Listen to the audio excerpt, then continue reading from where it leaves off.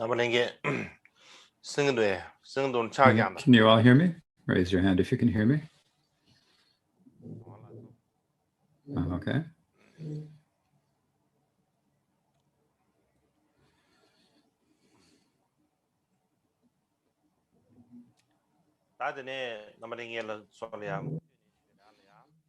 So now I will continue speaking with all of you. The 8th Karmapa Mikyo Dorje.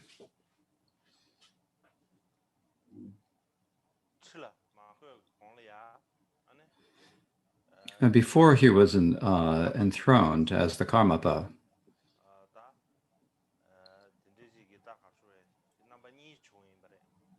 there were actually two candidates who were said to be the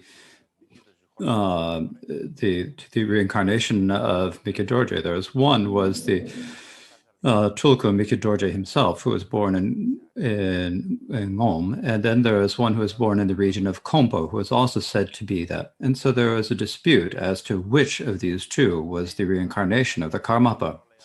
And some people think that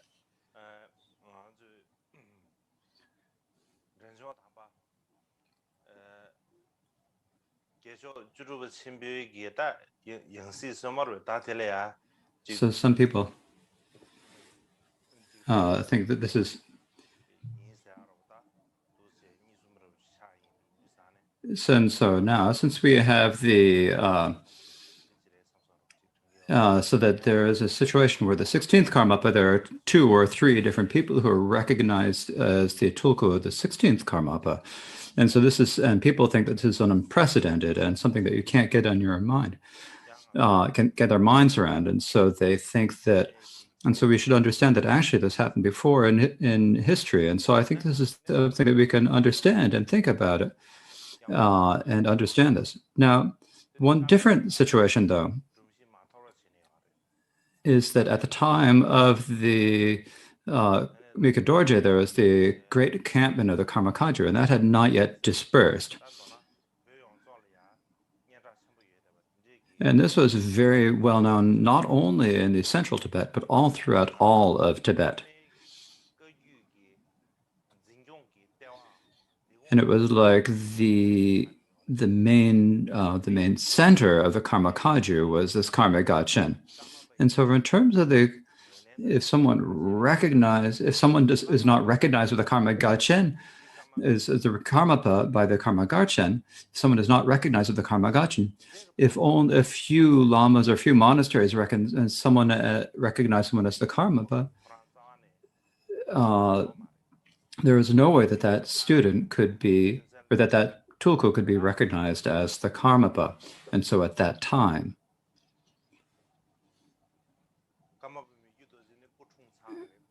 Mikyo Dorje had been reborn, and not only that, it had become rather widely known around in the area of Kham that he was the reincarnation of the Karmapa. And so the question is, how was he examined by the Garchen? So how is it that the situation where there was the dispute with the Amdo Tulku from Kongpo? Now in the Garchen, the representative of the Karmapa, or the regent of the Karma, was Gyaltsab Tulku Tashi Namgyal. This is the second Gyaltsab Rinpoche, Gyaltsab Tulku Tashi Namgyal. And so one day,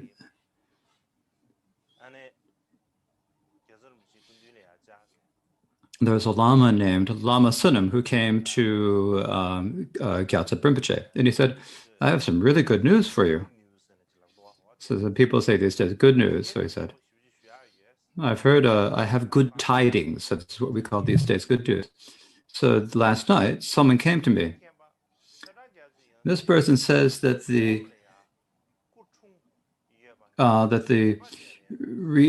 it's certain that the reincarnation of Chudok Gyatso was reborn in the area of Ngom.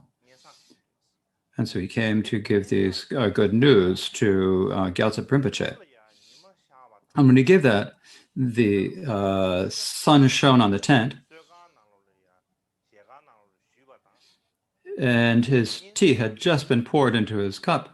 And these three all happened at the same time. And so Gyatso Rinpoche thought this is a really good, these are good interdependence. However, at that time, there was an Amdo Lama. He was kind of a crafty fellow. He was kind of a bit audacious. And he had a son. When the son was born, the parents also had some good dreams and saw some good signs. And so they kind of trained the child and to say, "Oh, I'm the tulku." Or they took him to the area of Kompo Jaksum and he said say he was the Karmapa's reincarnation. And so the Amdo Lama was rather crafty. And so at that time,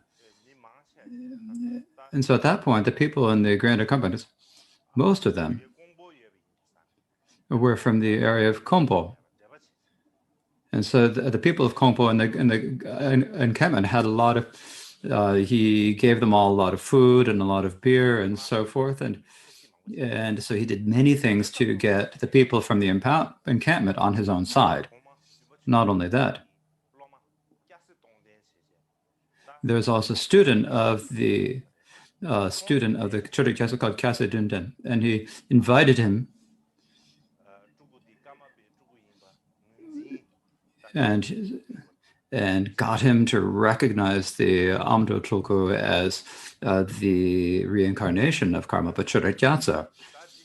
Gyatso Dundan said, so Gyatso Tokten must have pretended that it was. And so Gyatso Tokten, after a month or two later, Gyatso Tokten passed away. So Gyatso Rinpoche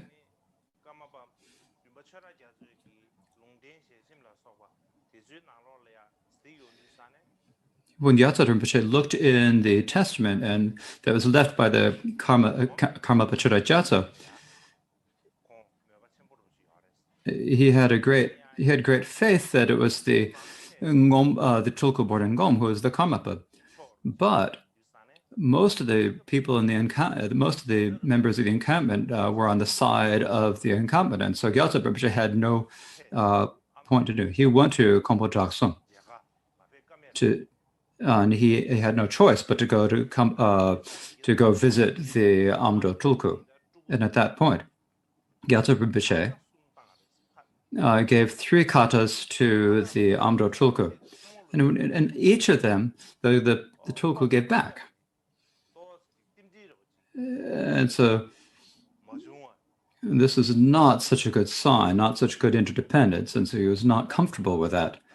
And this is the actual truth. This the old times. These days, this is the old tradition. These days, people immediately put the kata back on you. These days, in the old days, it was supposed to. And so you would give a kata, and then if they were going to give one back, they would take another kata and put it you. They wouldn't do it. So, like if you're giving the same kata, you're putting back, it's like, I don't need this. It's like disrespectful. And so that was the old custom. And these days, there's no one who knows about that way of doing it these days.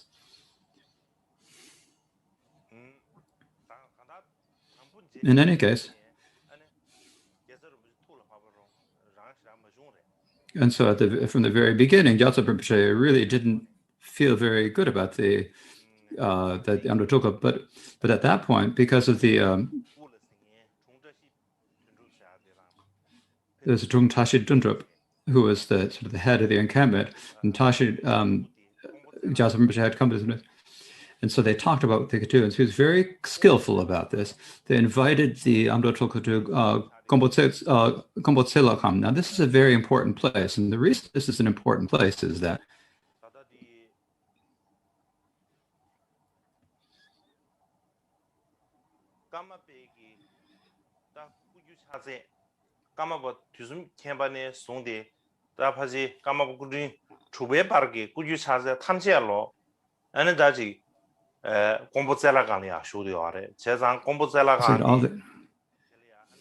so Kompo Tselakan was with all of the treasuries of the first to the sixth Karmapas were all kept at Kambo Tseklang, Tsengang. And so it's a very important monastery. It was like the treasury. And so he brought the Amdo Tulku to Gombe Tsegelkant. And he had the Amdo Tulku do a bit of a retreat there. And Gyaltsab Rinpoche then, when he looked at it, when he examined his dreams, the dream that he had was that from the west, all of the areas in the west were like black and rather unpleasant looking. All of the regions to the east were filled with the light and very beautiful. And so he had a dream where he saw it like that. Likewise, he dreamt that there was a lion who could not roar. And this lion who could not roar was in the west. But in the east, there's a grand dragon. And when it just gave its roar, the lion from the west immediately turned into a white dog.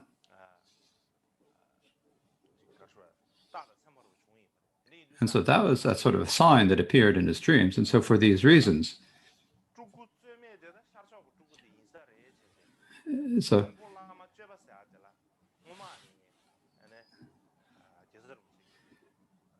there was a lama, Ronpo Lama, who said that the Eastern Tulku was definitely the unmistaken lama. And likewise, Pao Tsula Chenga, when he was 9 years old, went to Tuchen Monastery, which is probably the region of Lhasa. And this is founded by the 7th Karmapa. And so at that point, there was a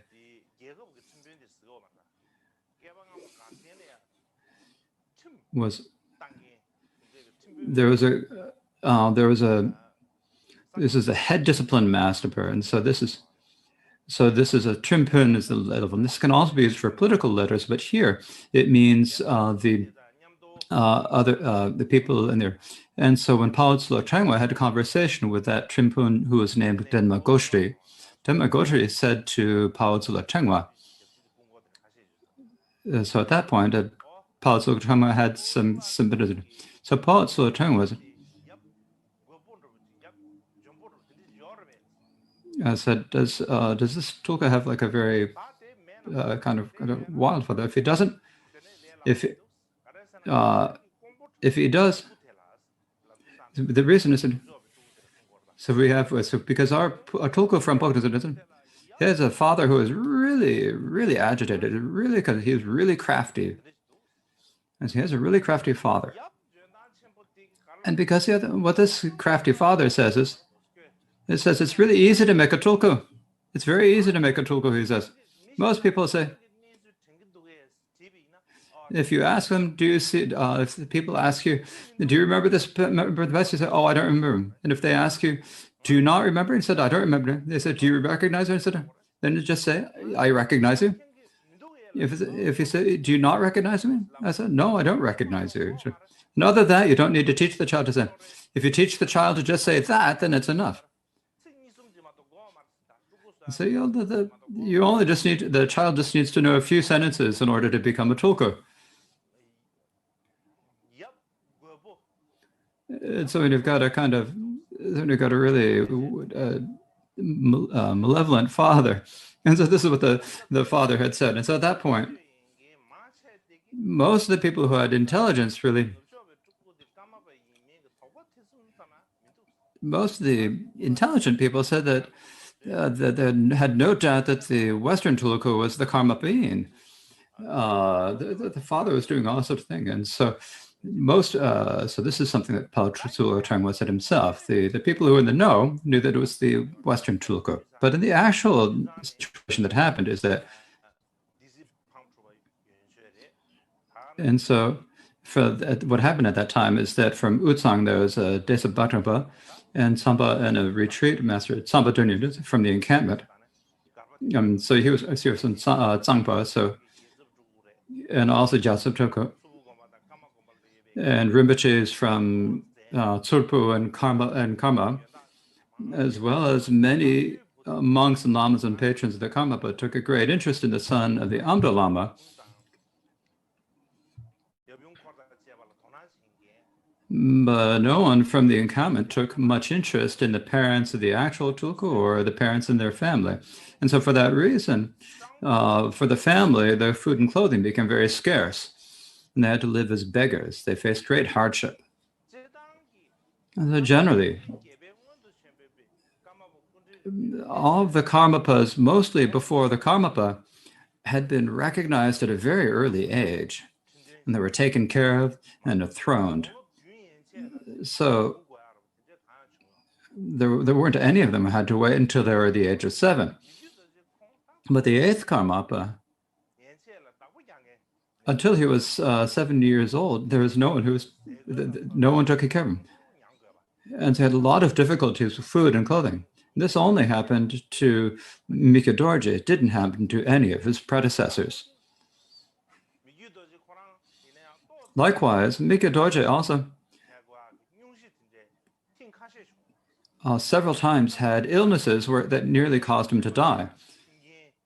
But at that point, they didn't have the resources to get any medicines or doctors and couldn't do anything about it. And so it was a very difficult situation. So at that time, Mika Dorje, what he thought to himself was, when he was very little. So these days, he said, once you're named a rebirth or a tulku, you can't do anything for the sake of future lives. You have to spend all your time only working for this lifetime. In this lifetime, you don't even have under control of your own food and clothes. You have to follow other people, your stewards and so forth. And so it's like you're caught in the great mire of suffering. So let that Amdo tulku be taken care of, he said. And let me be considered an ordinary person. And if I'm not given the name Karmapa, in the future, I'll go to a monastery in Uzang in central Tibet and practice listening and contemplating and meditation in the same way as the great masters of the past did. And in that way, I'll do whatever I can to restore the teachings that have been lost and to benefit sentient beings. And so he thought about that. He thought he was kind of happy. I don't have to be the Karmapa. It's kind of nice. And so he was kind of happy about it, as he said to others later. But at that time,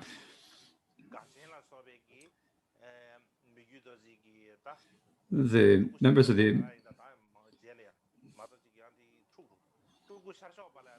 many people said, even if many of the students of the previous Karmapa, even though everyone else had a lot of interest of Karma practice, they did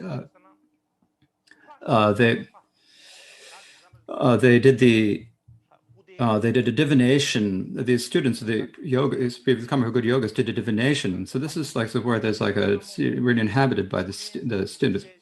But at that point, there wasn't particular person whom they entered. They would take a young boy and bring that boy, and they would have Mahakala Virgin bless him and then possess the boy, and then make them give a parmacine. So that was prophecy. So that was the custom at that time.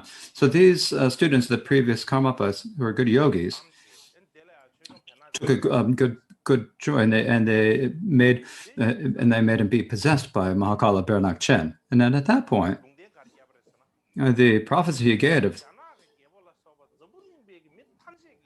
this tulku is someone that the Emperor of China and all the people of this world will recognize and have faith in as the Karmapa. And so this is the prophecy that was given. And similarly, at that time, there were some great masters who were well known to have some samadhi and some clairvoyance, and who had visions of deities.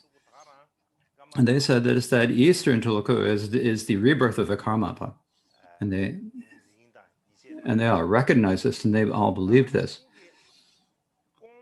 Likewise, the Western tulku, the one from Kompo, was just getting making a lot of noise about him. But when you examined him, but they couldn't find any reasons why he was a tulku when they actually examined him. Similarly,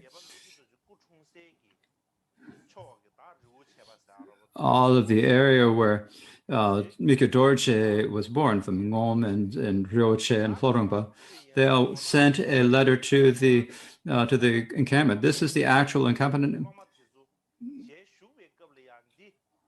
and said, so it's best if you recognize and enthrone him, as was done in the time of the seventh Karmapa Chodo Chaso. And from that condition, this Eastern Tulku, when then only at that point, when the Eastern Tulku was he invited by Gyaltsab Rinpoche to the encampment. And they sent people from the encampment to welcome and to be incense bearers. Now, these representatives from the empowerment, what they said is to them first, we haven't decided who is the tulku, they said. And so we're going as representatives of the karma. And since this isn't decided, so don't prostrate it. Don't ask for any blessings, hand blessings, or offer any kinds of, they made a rule. And so then they went to welcome him. But in the past, during the time of the Buddha, first the Buddha and the good group of his five first disciples, they had, when they had practiced austerities all together. And in the end, when the Buddha gave up practicing experience, the group of five were disappointed, and so they made a rule that if they met the Buddha again, they would not prostrate, they wouldn't welcome him, they wouldn't spread out a mat for him, they wouldn't let him sit at the head of the rows.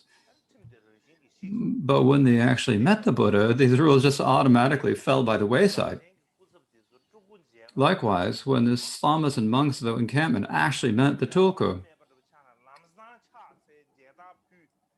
their perception changed involuntarily, and they all prostrated. They all offered contas and asked for hempences. They did everything they said they weren't going to do. And at that point, he also recognized almost all of the old monks and students of the previous Karmapa and called them by their names and said, this is you, this is that. And when they went, and everyone remembered how it was during the time of the seventh Karmapa Chodo Chaso, and they shed tears from the power of faith. And they all supplicated him, and everything was filled with a great joyous noise. Then on the first day of the first month of the year of the bird, now here I should have really given a little bit of a story. So I should have put down with the Western years, but I didn't do it. Anyway, so the first day, the first month of the year of the bird, he first met Gyaltsab Rinpoche. At that point, Gyaltsab Rinpoche and said to the Eastern Tulku, he said, do you recognize who am I? Are the tents and the arrangements the same as they were in the past? And do you know who is the master of these tents? And the Tulku said, yeah, I recognize you, said the Tulku. You're a Noshri, aren't you? Nyewo Goshri, aren't you? You've let your hair grow long now. It wasn't so long before. So don't be so nervous about it. So don't act so nervously. The arrangement of the tents is just like before. And you're the master of the tent, aren't you? And so this is what the Karmapa said. So at that point, it was probably during a Losada ceremony, and for that point, so the seventh Karmapa Chodo Chaso's throne and seat and canopies and curtains and cups and everything were all arranged out there. And since there's the Ajahn Tokasa just to put his right foot up there in order to go up on the throne, as if up on the throne. That's what he's going to. Everyone got panicked and tried to stop him. And so all of these, you had this amazing qualities and confidence.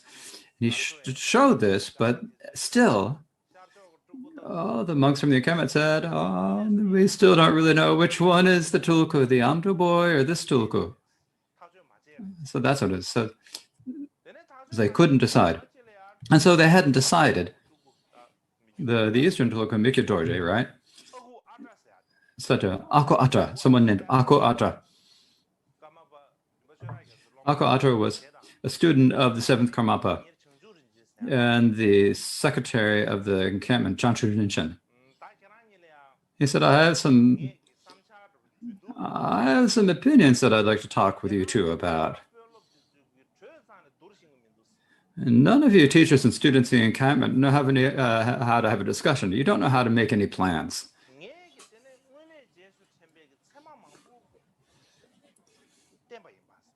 I've shown so many signs that I actually remember past lives. There have been so many signs and so many omens, but none of you understand anything, no matter how many signs I show. Actually, for these two candidates, they say, if you keep on saying, should we recognize this one? Should we say it? If you're always giving different things to try to do this, and you're always talking about this, if you always do that, how are you going to decide? How are you going to know which one is actually the Karmapa? Will anything good ever come of this? And also, Niwur Goshri, that is Gyaltsab Rinpoche, he even doesn't have anything definite to say. You aren't confident in your boss, Gyaltsab Rinpoche, are you? So he said this to them. And when he said this, this little kid was saying these things like that, such big things. That this is amazing. And they said, well, then how? So they said, well, how should we do it? How can we make a decision? And he said, you must decide the question with your mind. He said, you don't need to do various things. You need to decide in your own mind. And this is what he said. So at that time,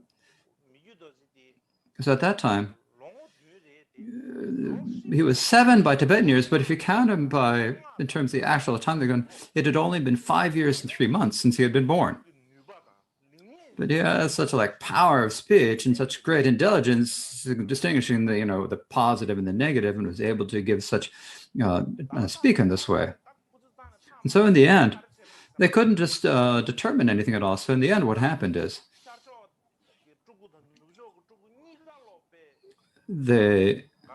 what they did is they brought both of the tulkus, the one from the east and one from the west, and they gathered many thousand people, and they had both of them in the center of these. And many people asked them questions about the Dharma, about worldly affairs, but making them recognize people and recognize things. Who is a student of the 7th Karmapa?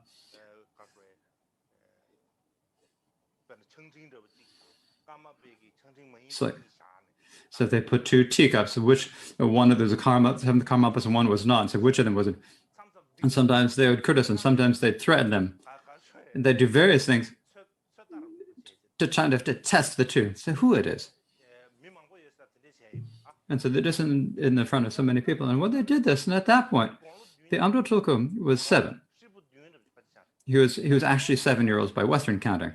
But his father and mother, he only knew his father's and mother's names.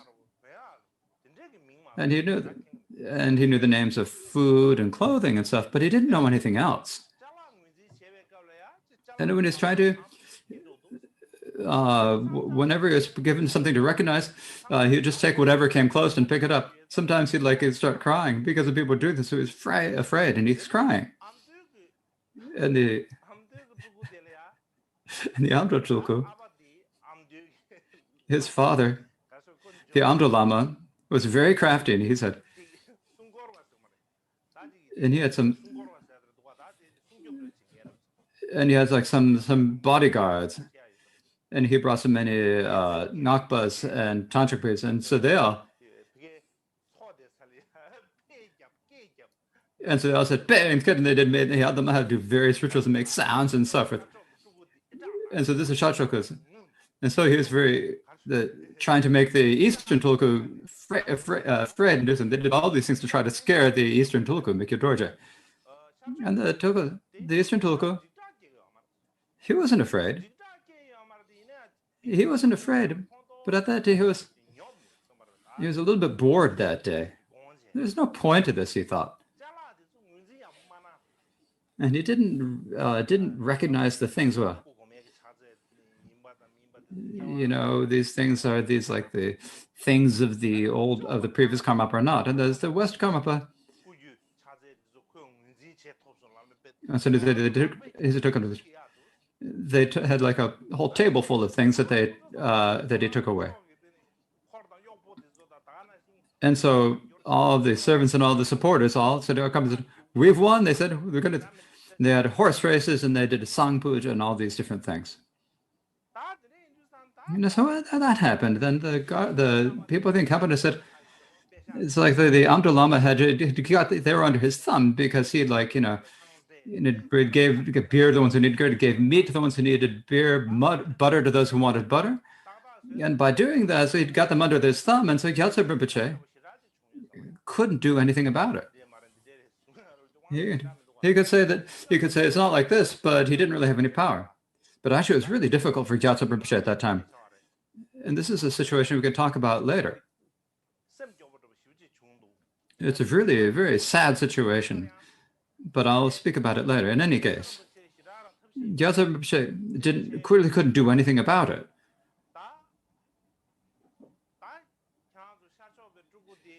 He said, you Eastern Tulkus, you may be undistributed, but I haven't had any power. I don't have anything to do.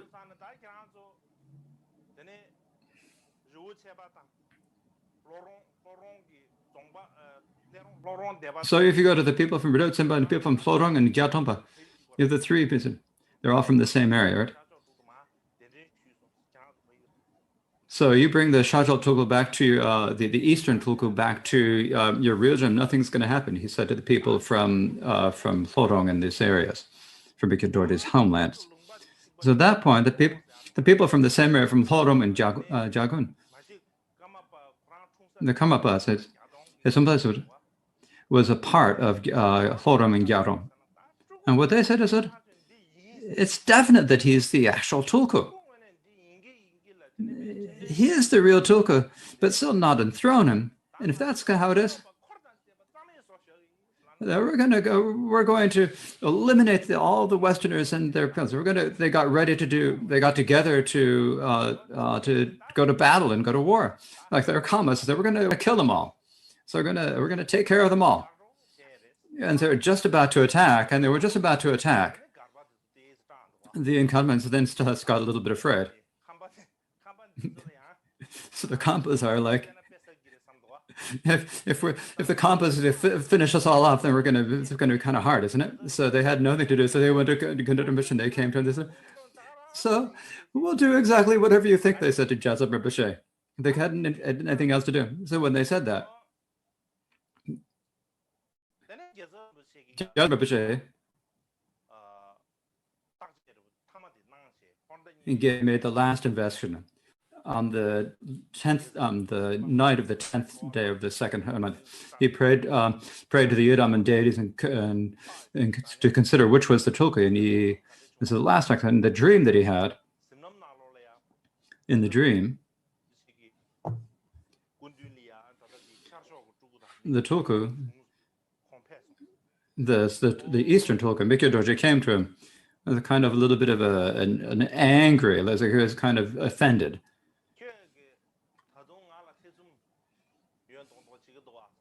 You seem to still have doubts in me. So what can I do for you? Do whatever you're going to do.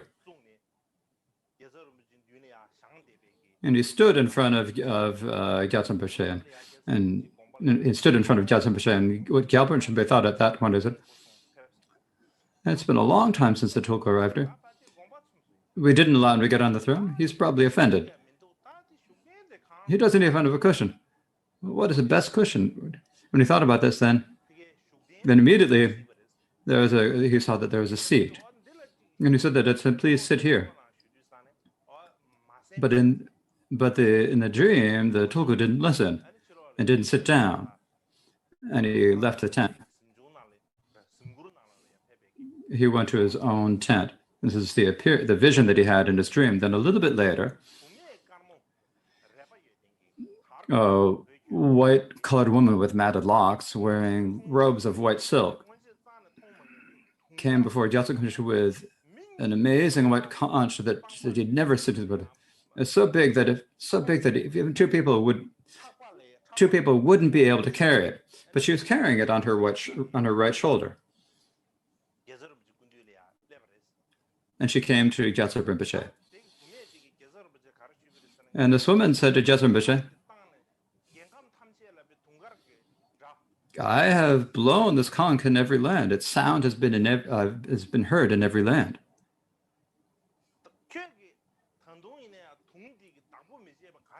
But you still aren't taking care of this conch. So what's that about? She stood there saying that.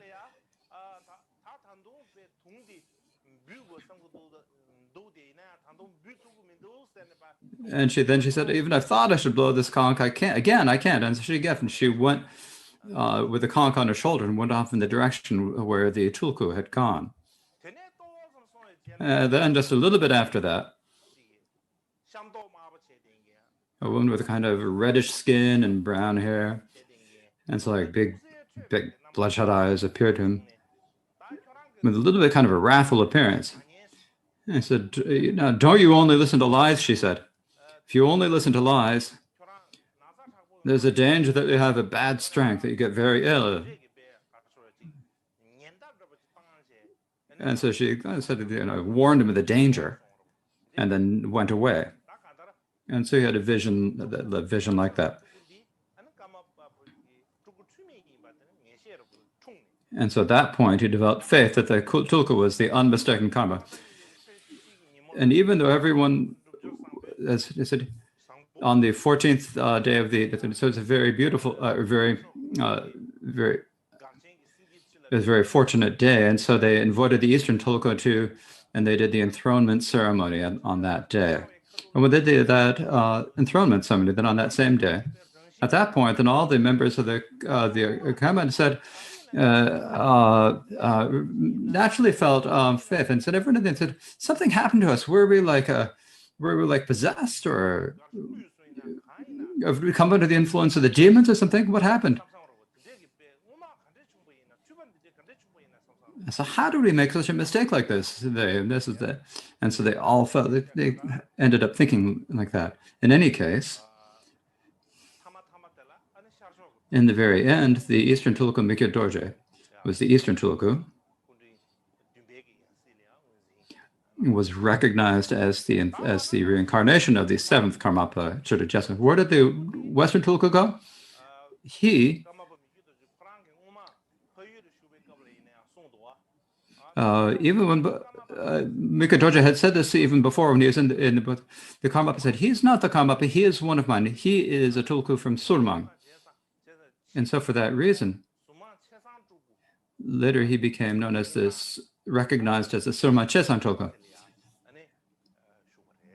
and stayed at the Dratsiluk monastery. And the Amdo Lama thought he should do something good, but the Amdo Lama came after the Amdo, after Thamala, he just disappeared. Who knows what happened? He just fled. He ran away. And so at that time, Mikyo Dorje thought he should do something nice for him, but he just disappeared and no one knew where he'd gone. So later, it seems that things didn't go very well before. Now, I don't really know exactly, but it's written that things didn't go well for him. And so that is how it is. And so in this way now,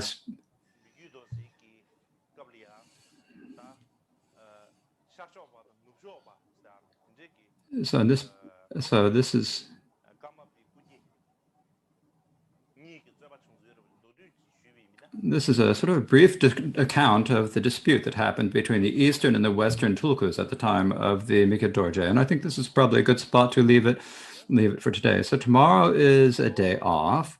So since it's a day off, I'm maybe a little bit happy about that. So the day after tomorrow, then I'll continue teaching. And in particular, as I said today,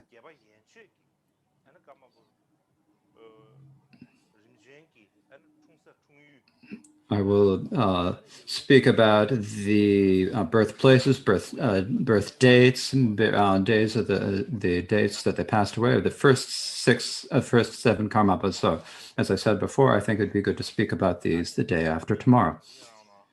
So now please prepare the dedications and aspirations.